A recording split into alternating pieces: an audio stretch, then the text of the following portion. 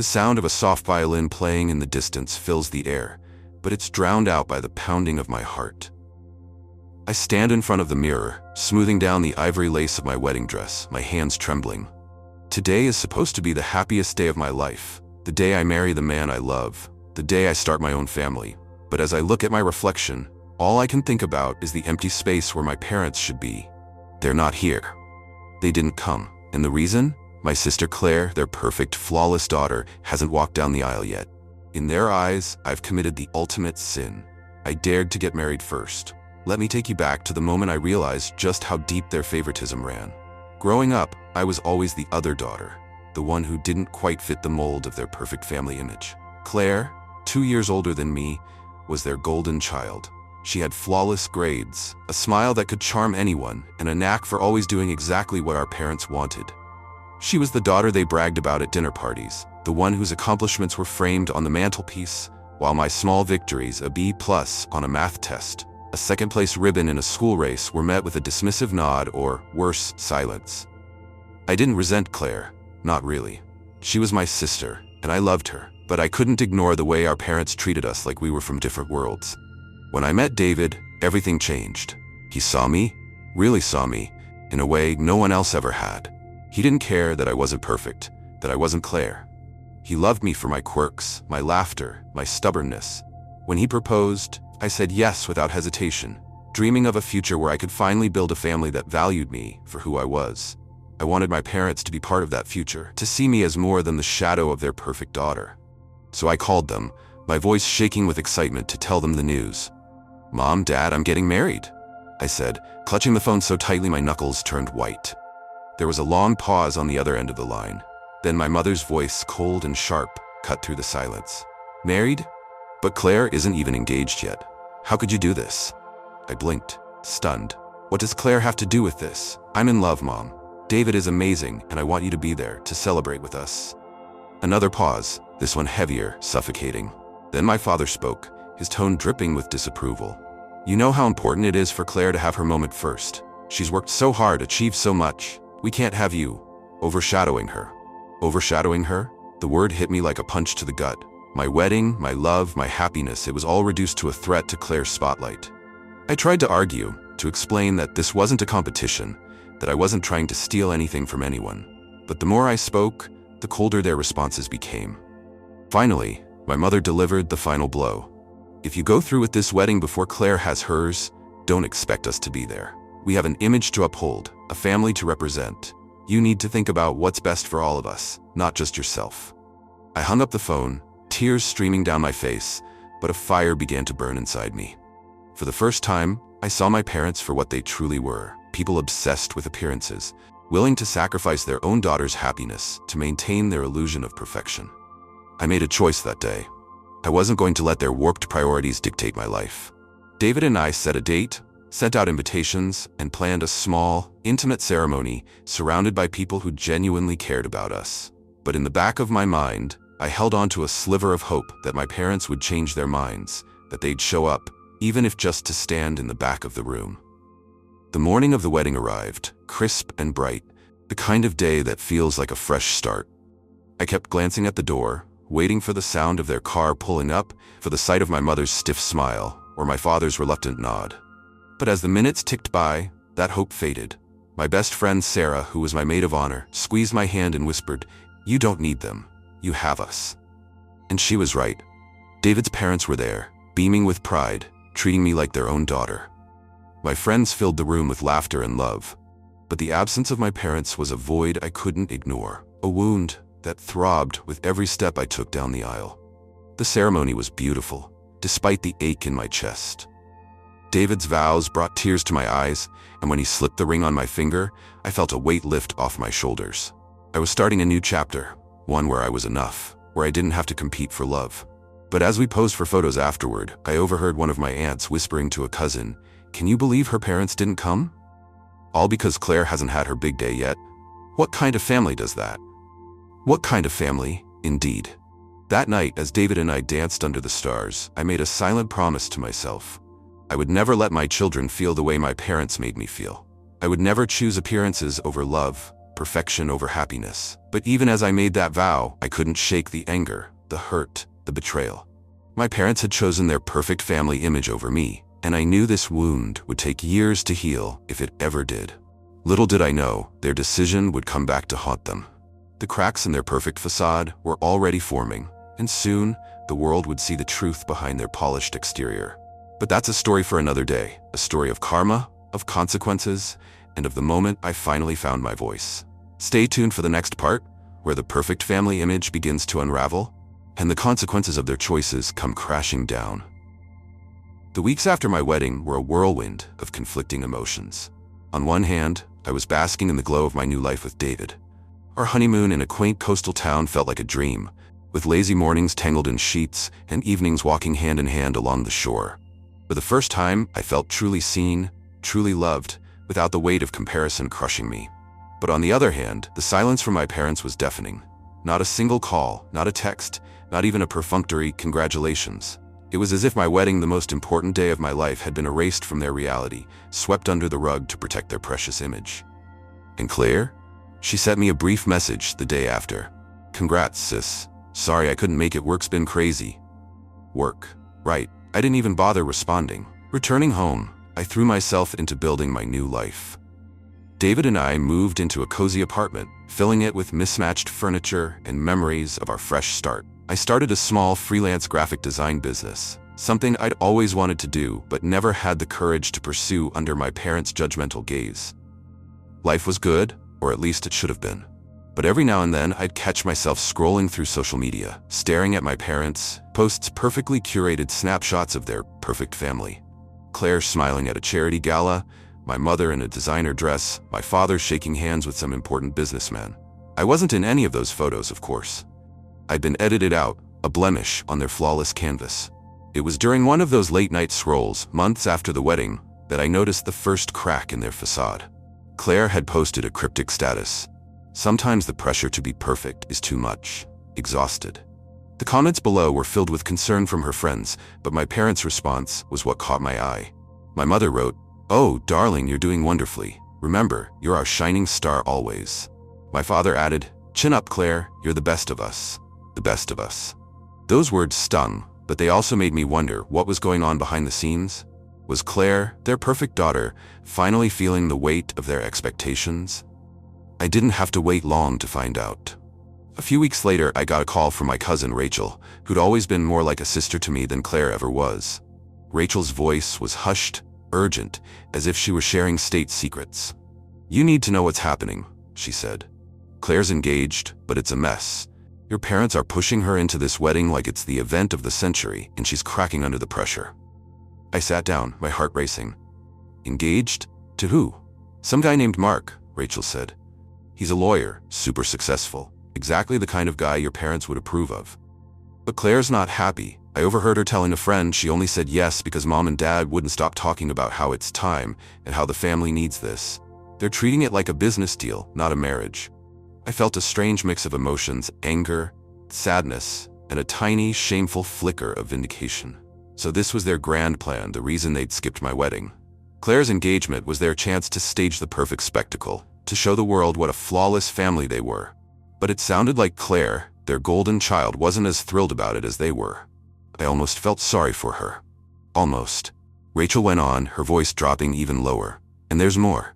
Your parents have been telling everyone that they couldn't make your wedding because of a family emergency. But I heard the truth from Aunt Linda. They didn't want to dilute the excitement of Claire's future wedding. They thought your wedding would take attention away from her big moment. So they just didn't show up." I clenched my fists, my nails digging into my palms. A family emergency? That was the lie they'd spun to save face? I wanted to scream, to call them and demand an explanation, but I knew it would be pointless. They'd never admit the truth, not to me, not to anyone. Instead, I thanked Rachel for telling me and hung up, my mind spinning. For the first time, I saw their behavior not just as hurtful, but as pathetic. They were so obsessed with appearances that they'd sacrificed their relationship with me, their own daughter, all for the sake of a fantasy that was starting to crumble. Over the next few months, the cracks in their perfect family image grew wider. Claire's engagement was announced with all the fanfare you'd expect: lavish parties, magazine features, even a professionally shot video of the proposal. My parents were in their element, basking in the glow of their daughter's success. But behind the scenes, the tension was mounting. Rachel kept me updated, and the stories she shared were almost unbelievable. Claire was having panic attacks, arguing with Mark, and even hinting to friends that she wasn't sure she wanted to go through with the wedding. My parents, of course, dismissed her doubts, telling her she was just nervous, that she had to do this for the family. For the family. Those words again, the same ones they'd used to justify abandoning me. Then came the moment that changed everything. It was a Saturday afternoon, and I was working on a design project when my phone buzzed with a text from an unknown number. I opened it, and my breath caught in my throat. It was Claire. "Can we talk? I need to tell you something, but you can't tell Mom and Dad." My heart pounded as I typed back, "Okay. When and where?" Her response was immediate. "Tomorrow, the coffee shop on 5th Street, 2 p.m. Please don't say anything." I stared at the screen, 1,000 questions racing through my mind. What did she want to tell me? Was she finally seeing our parents for what they were? And why, after all this time, was she reaching out to me, the sister they'd all but erased? I didn't know it then, but that meeting would be the beginning of the end for their perfect family image, a moment that would set off a chain reaction of revelations, betrayals, and truths too big to hide. Stay tuned for the next part, where Claire's secret threatens to shatter everything my parents have built, and I'm forced to decide how far I'll go to protect the sister who stood by while I was cast aside. The coffee shop on 5th Street was buzzing with the usual Sunday afternoon crowd, families laughing over brunch, students hunched over laptops, baristas calling out orders. But as I sat in a corner booth, clutching my steaming latte, none of that noise mattered. My eyes were glued to the door, waiting for Claire to walk in. My sister, the golden child, the one who'd always been the center of our parents' universe, had reached out to me after months of silence. Her cryptic text, "I need to tell you something, but you can't tell Mom and Dad," played on a loop in my mind, each word heavy with unspoken implications. What could she possibly need to confess, and why to me, the sister they'd all but erased? The door swung open, and there she was. Claire looked different from the polished, perfect version I'd seen in those social media posts. Her hair, usually sleek and styled, was pulled into a messy bun, and dark circles shadowed her eyes. She spotted me, gave a weak smile, and slid into the booth across from me, her hands fidgeting with the edge of her scarf. For a moment, we just stared at each other, the weight of our fractured relationship hanging between us like a fog. "Thanks for coming," she said finally, her voice low, almost a whisper. I didn't know who else to turn to. I nodded, unsure of what to say. Part of me wanted to snap, to demand why she thought I owed her anything, after she'd stood by while our parents skipped my wedding, after she'd barely acknowledged my existence for months. But another part of me, the part that still remembered the sister who used to braid my hair and sneak me cookies when I was sad, wanted to listen. So I stayed silent. Waiting, Claire took a deep breath, her eyes darting around the room as if she were afraid someone might overhear. "I'm calling off the engagement," she said, the words tumbling out in a rush. "I can't marry Mark. I don't love him. I never did." I blinked, stunned.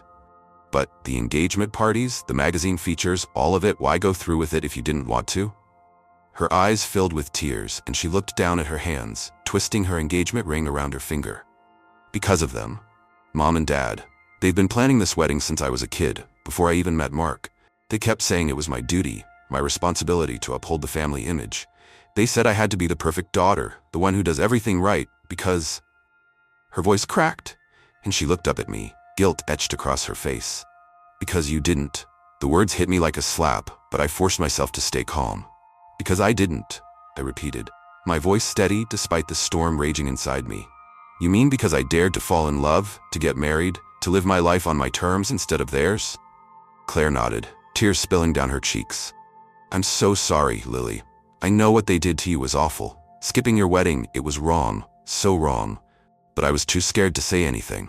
They kept telling me I had to be better, to make up for your mistakes. And I let them. I let them treat you like you were nothing, and I hate myself for it." I sat back, my mind reeling. Hearing her admit it, hearing her acknowledge the pain our parents had caused, was both validating and infuriating. Part of me wanted to forgive her, to reach across the table and hug her, to tell her it wasn't her fault. But another part of me, the part that had walked down the aisle alone, the part that had cried herself to sleep on her wedding night, wanted to scream. Instead, I took a deep breath and asked, "So why now? Why are you telling me this?" Claire wiped her eyes, her hands trembling. Because I can't do it anymore. The pressure, the lies, the pretending, it's killing me. I've been having panic attacks, Lily. I can't sleep, I can't eat. And Mark, he's not a bad guy, but he's not the one I want. He's just the one they chose for me. If I go through with this wedding, I'll lose myself completely. But if I call it off, they'll lose their minds. They've already spent thousands on deposits, sent out invitations, told everyone it's going to be the event of the year. And I'm terrified of what they'll do to me. I stared at her, my heart torn between sympathy and anger. What they'll do to you, I said, my voice sharp. Claire, do you have any idea what they've already done to me? They didn't just skip my wedding, they erased me from their lives. All because I dared to love someone before their perfect daughter had her moment. And now you're asking me to help you after you stood by and let it happen? I know, she whispered, her voice breaking. I know I don't deserve your help, but you're the only one who understands what they're like, the only one who's ever stood up to them. I need you, Lily, please. I looked into her eyes, seeing the fear, the desperation, the girl who'd once been my sister before our parents' twisted priorities tore us apart. And in that moment, I realized something. Helping Claire wouldn't just be about saving her, it would be about exposing our parents for what they truly were. If she called off the wedding, their perfect family image, the one they'd sacrificed me for, would come crashing down. The world would see the truth behind their polished exterior, the lies, the manipulation, the cruelty. And maybe, just maybe, I'd finally get the closure I'd been craving. Okay, I said finally, my voice firm. I'll help you. But we do this my way. No more secrets, no more lies. If you're going to stand up to them, you have to do it fully, no holding back. Are you ready for that? Claire nodded, a flicker of determination in her eyes. Yes, I'm ready. I didn't know it then, but that decision would set off a chain reaction that would change everything. The perfect family image my parents had fought so hard to protect was about to crumble, and I was going to be the one holding the hammer. Stay tuned for the next part, where Claire's decision sends shockwaves through our family, and the truth about our parents, manipulations, comes to light in a way no one could have predicted. The days after my meeting with Claire were a blur of whispered phone calls, secret plans, and a growing sense of anticipation that felt almost electric. Helping my sister call off her engagement wasn't just about saving her, it was about dismantling the illusion our parents had built, the one that had cast me out and held her prisoner. But as the moment of truth approached, I couldn't shake the nagging fear that this would change everything, not just for them, but for me. Was I ready to face the fallout? To confront the parents who'd chosen perfection over love, to see their carefully curated world collapse? Claire and I met again, this time at my apartment, where we could speak freely without fear of being overheard. David was there too, offering quiet support as I navigated this strange new alliance with my sister. He'd been my rock through all of this, never once judging me for the complicated feelings I had about my family, but I could see the concern in his eyes as I laid out our plan. Are you sure you want to do this, Lily? He asked, his voice gentle but firm. This could get ugly, really ugly. I know, I said, squeezing his hand. But if I don't help Claire, she'll end up trapped just like I was. And if their perfect image falls apart in the process, well, maybe that's the justice I've been waiting for. Claire sat across from us, her face pale but resolute. I'm ready, she said, her voice steadier than it had been in the coffee shop. I've already told Mark. He was upset, but he admitted he felt the pressure too. He's not a bad guy, Lily. He just got caught up in their game, like I did. I nodded, trying to focus on the task at hand. Okay, step one is telling them. We need to do it in a way that doesn't give them room to manipulate you back into it. That means no private meetings, no one-on-one conversations where they can guilt trip you. We do it publicly, somewhere they can't make a scene. Claire's eyes widened. Publicly? Like, at the engagement party? The engagement party. It was scheduled for the following weekend, a lavish affair at a country club, complete with champagne fountains, a live orchestra, and a guest list that read like a who's who of our parents' social circle. It was the pinnacle of their perfect family image, the moment they'd been building towards since the day Claire said yes. Canceling the engagement there, in front of everyone, would be a declaration of war, but it would also be undeniable. They wouldn't be able to spin it, to lie, to pretend it was anything other than what it was. A rejection of their control. Yes, I said, my voice firm. At the engagement party, you'll make the announcement and I'll be there to back you up. They won't be able to hide from the truth, not with all their friends and colleagues watching. Claire swallowed hard, but she nodded. Okay, let's do it.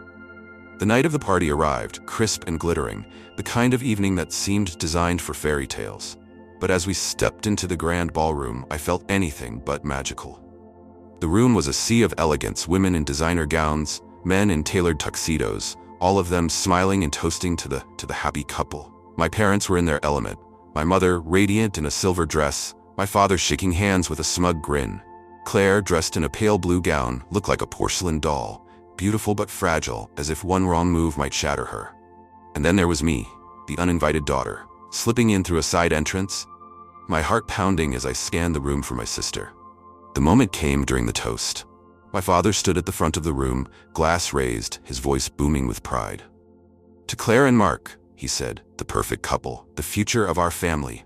May your life together be as flawless as you both are." The room erupted in applause, but I saw Claire's hands trembling as she stepped forward, her face pale but determined.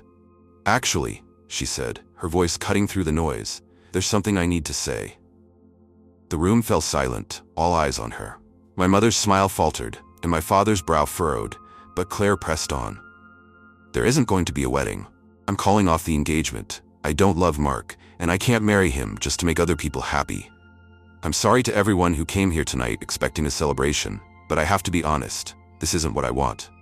The silence that followed was deafening, a vacuum of shock and disbelief. Then the whispers started, a low hum that grew into a buzz of confusion and curiosity. My mother's face turned ashen, her hand clutching my father's arm as if she might collapse. My father's expression darkened, his eyes narrowing as he stepped toward Claire, his voice low but venomous. "What are you doing, Claire? This isn't the time or place." But before he could finish, I stepped forward, positioning myself between them. "It's exactly the time and place," I said, my voice loud enough for the whole room to hear. "She's telling the truth, something this family hasn't done in a long time. You've spent years pretending to be perfect, controlling us, manipulating us, all for the sake of your image. But it's over. The lies stop here." The room erupted into chaos, gasps, murmurs, the clink of glasses being set down in shock. My mother's voice rose above the noise, shrill and desperate. "Lily, how dare you? This is Claire's night, not yours. You're ruining everything." "Ruining everything?" I shot back, my anger boiling over.